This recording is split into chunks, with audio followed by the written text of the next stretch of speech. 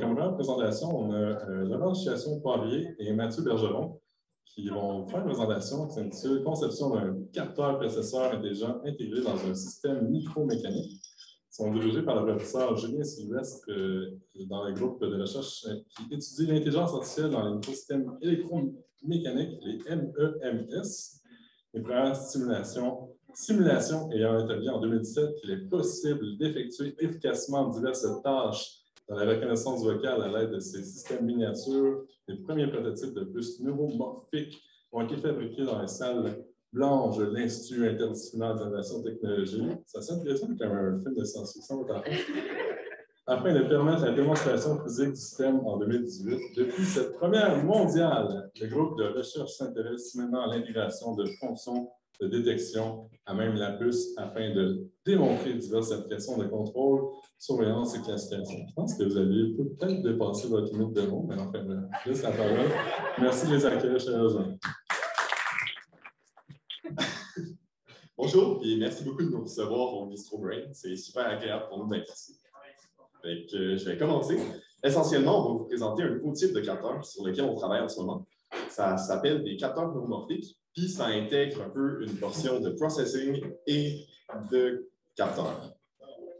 Alors, c'est bien. Excuse-moi. Donc, on vient d'où avec ça? Donc, où notre groupe a commencé, comme on disait un peu plus tôt, c'est avec du processing neuromorphique. Ça correspond. Pourquoi on se pose ces questions-là? C'est qu'essentiellement, depuis les années 70, la capacité de calcul des ordinateurs a double essentiellement à chaque 2-3 ans. En ce moment, on a atteint un peu la limite de cette loi-là, parce que comment il faisait doubler la capacité? C'est en réduisant le volume occupé par les transistors. Donc, ce que ça fait, c'est maintenant, on a saturé ce point-là, puis on cherche des solutions alternatives. La solution alternative, c'est de trouver des capteurs neuromorphiques. C'est d'y aller avec le processing neuromorphique pour faire des calculs un peu différents. Mais là, nous, on vous parle de capteurs neuromorphiques. Ça ne veut pas dire grand-chose pour pas beaucoup de personnes. Fait qu'on va un peu essayer de décortiquer ça. Essentiellement, on prend deux technologies qui existent déjà, puis on vient les rassembler en un tout pour faire quelque chose d'un peu plus complexe. Premièrement, je vais commencer par un processeur neuromorphique, comment ça marche. Fait que, essentiellement, ce qu'on cherche à faire, c'est on a une entrée sensorielle qu'on vient. Une analogie qui est facile à faire pour comprendre, c'est un peu une analogie avec un cerveau. Donc, bon, très, très, très vulgaire. On va probablement en entendre parler un peu plus que ça, mais disons que moi, je suis en train de marcher, puis je tombe du trottoir à terre. Là, en ce moment, je ne vais pas me laisser tomber. J'ai de l'information sensorielle qui rentre à l'intérieur, qui est traitée par la tête. Ce qui se produit à l'intérieur, plus ou moins, c'est vraiment d'aller prendre C'est vraiment, l'information est prise et est décortiquée en ses différentes propriétés, qui est un peu black box, pour ensuite être reconstituée à l'interne en commande moteur pour venir corriger ce qui vient de se passer. Ce qu'on cherche à faire avec les capteurs neuromorphiques, c'est un peu la même chose. Donc, on vient prendre un signal électrique qu'on met on vient prendre un signal sensoriel qu'on transforme en commande électrique, puis on vient actionner un device qui va servir un peu de neurone, entre guillemets. On fait un réseau de tous ces devices-là qui vont nous donner différentes propriétés pour par la suite aller avec par la suite faire une commande de contrôle. Comment ce device-là, il marche? C'est essentiellement c'est juste une beam qui vibre comme ça. Bon, c'est pas très impressionnant, mais disons, chacun des neurones, la poutre ici, en réalité, est quelque chose comme 300 nanomètres de long, puis il y a une épaisseur de 5 nanomètres.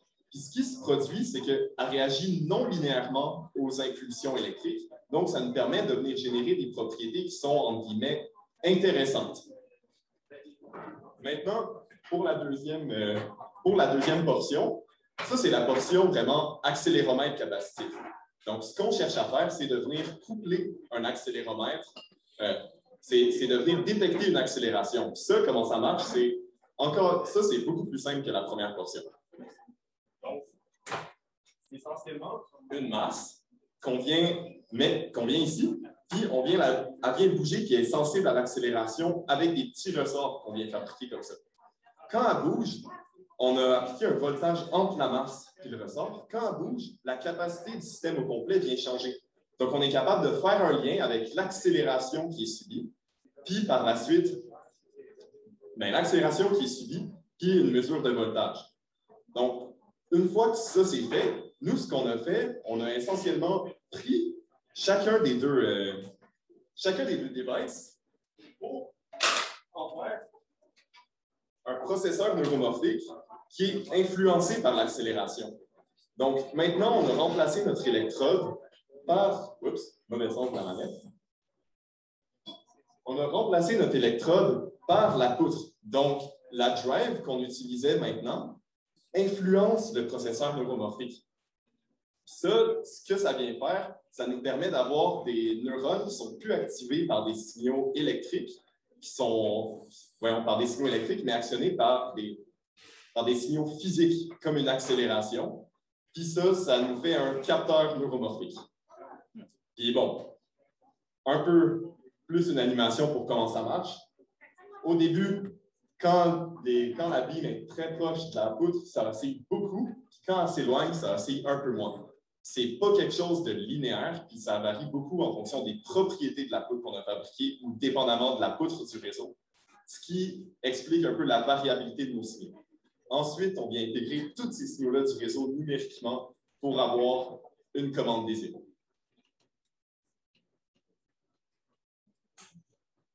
Oh, c'est compliqué, hein? Donc, moi, je suis rentré dans le groupe de recherche il y a 1 an et demi, puis c'est ça qu'on m'a présenté, qu'on a dit, tiens, applique-le dans une application concrète. Donc, c'est ça que je vais vous présenter à partir de maintenant. On va essayer de mettre ça dans le concret. On va essayer d'appliquer ça dans les choses que vous connaissez de la vie courante. Donc, qu'est-ce qu'on a? On a un capteur, capte des accélérations, puis on a un système relativement complexe qui transforme ces accélérations-là en un signal d'information pertinent, utile pour différentes applications. Évidemment, on est un groupe de recherche. Ce qu'on essaie de faire, c'est de trouver des nouvelles applications. En génie, on essaie de rendre ça utile à différentes choses. Et dans le groupe de recherche, on a exploré plein de voies différentes. Et une de celles qui a bien fonctionné, c'est celle que je vais vous présenter ici. C'est celle du traitement biomécanique pour essayer de détecter des anomalies dans la marche des patients. En fait, pour vous mettre en contexte, comment ça fonctionne? En fait, on a différentes technologies qui existent pour essayer de détecter des anomalies chez les patients en biomécanique. La plupart de ces technologies-là sont utilisables seulement dans des laboratoires de biomécanique avec beaucoup d'équipements, sont lourds, qui prennent beaucoup d'espace. Ce qu'on aimerait, c'est que ces technologies-là soient intégrées sur des systèmes beaucoup plus compacts, beaucoup plus petits, qui permettent d'être utilisés dans la vie courante et d'être capables de détecter des pathologies à long terme à différents endroits où la personne va marcher.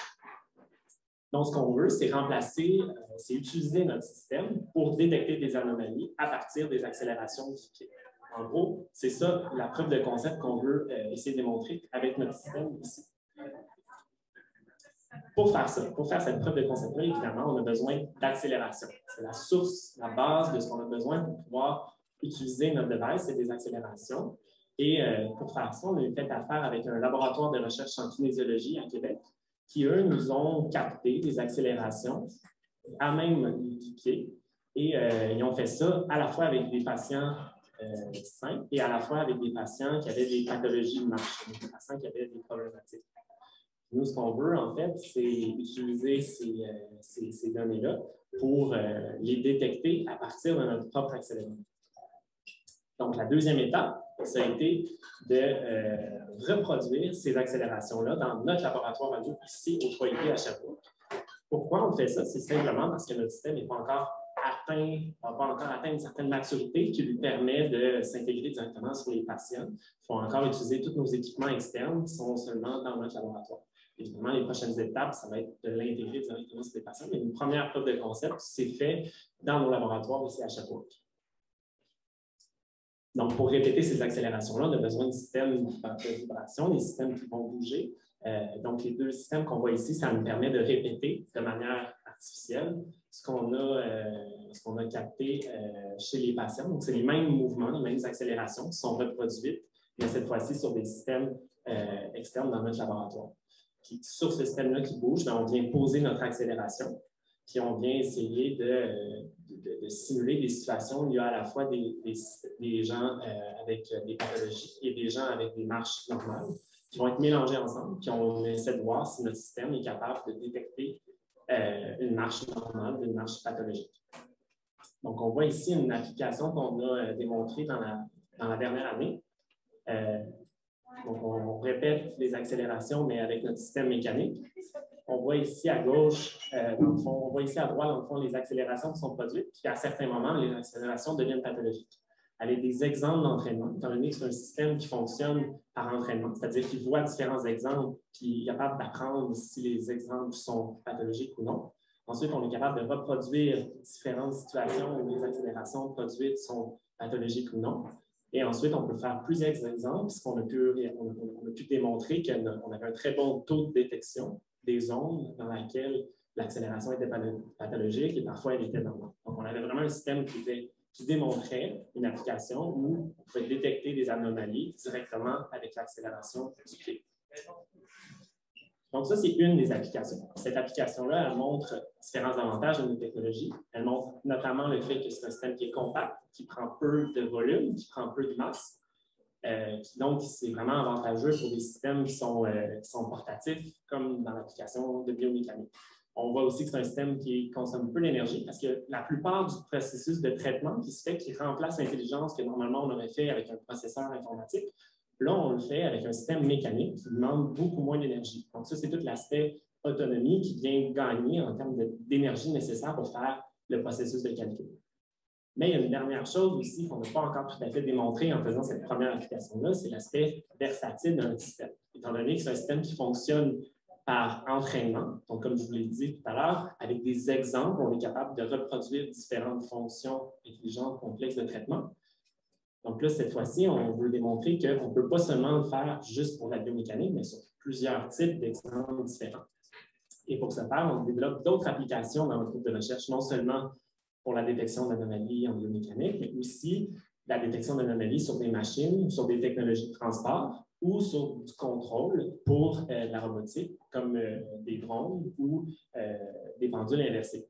Donc, ces technologies-là démontrent encore une fois qu'il y a une certaine complexité nécessaire qui est capable d'être faite par notre technologie, étant donné que c'est des systèmes de contrôle où les signaux, même à même l'accélération, il y a quand même un traitement qui doit être fait qui est assez précis, qui est assez complexe pour être capable de processer cette information-là suffisamment judicieusement, être capable de contrôler des systèmes aussi instables que ceux comme les drones ou les systèmes de pendules inverses.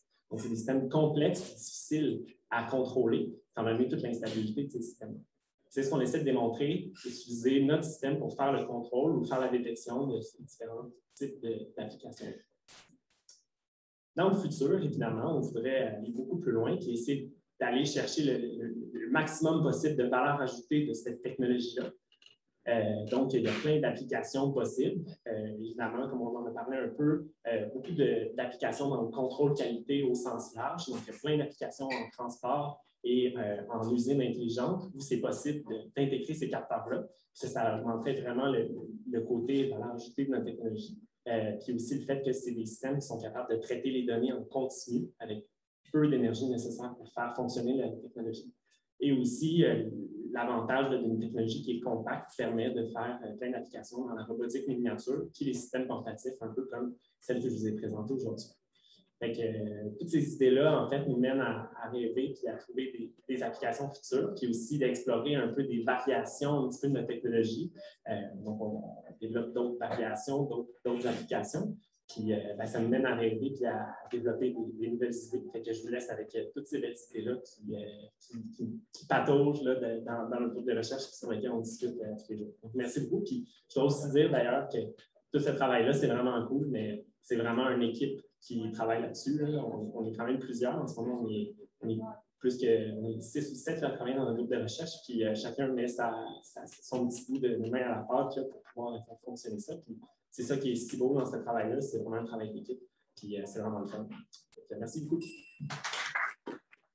pas bien compris l'avantage de votre innovation. Comment est-ce que c'est moins énergivore? Puis, je n'ai pas compris tout à fait la mécanique. Peux-tu résumer? Dans le fond, il n'a pas tout à fait compris quel est l'avantage au niveau mécanique de faire le processus par rapport à un processus de traitement qui se fait de manière électronique. Dans le fond, disons, pour un système de contrôle, le nombre d'opérations que ça implique, c'est qu'il faut que tu connaisses ton système, puis tu fais des calculs de prédiction. Tu regardes c'est où tu vas aller, puis comment est-ce que tu réagis à cette accélération-là. Notre processeur neuromorphique, le seul calcul qui est impliqué là-dedans, c'est une multiplication matricielle à la fin, plus driver la chip. Donc, en termes de consommation de puissance par rapport à une chip normale, on a moins de flops de calcul à faire. C'est essentiellement là que l'avantage est. Puis en plus de ça, ça permet aussi de couper des systèmes de communication. Donc, disons, on a un capteur qui est posé directement sur un système. Il peut être entraîné, puis directement envoyer une commande plutôt que d'envoyer la commande à un ordinateur qui doit la renvoyer au moteur. Ça permet de sauver du temps puis sauver de l'énergie. Donc, le calcul il est généré dans le système plutôt que d'avoir à simuler ou à faire des calculs. Oui, exactement. Je pense qu'une des choses qu'on pourrait dire, dans le fond, en intelligence artificielle, sans rentrer dans les détails, il y a une des parties du traitement qui se fait dans des algorithmes d'intelligence artificielle, qui est le calcul d'une fonction non linéaire. C'est comme ça un élément assez élémentaire d'un calcul d'intelligence artificielle. Cette fonction non linéaire-là, c'est la réponse, la vibration de la poudre qui la crée. Donc, cette fonction non linéaire-là, à ce moment-là, c'est là qu'on parle d'un système de traitement physique, parce que cette fonction-là est générée de manière physique par la vibration de la poudre. Non. Merci les gars. Yes.